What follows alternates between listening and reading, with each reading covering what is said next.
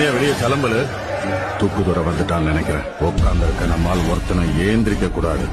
ஏத்தி கட்டின வேட்டி இறங்க கூடாது.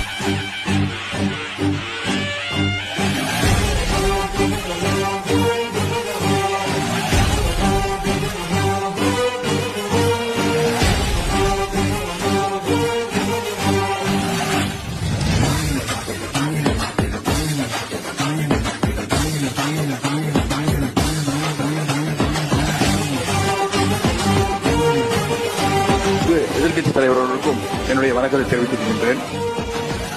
மக்களுக்கு அடிப்படை சமூக நீதியான பாதுகாப்பை கூட உறுதி செய்ய இயலாத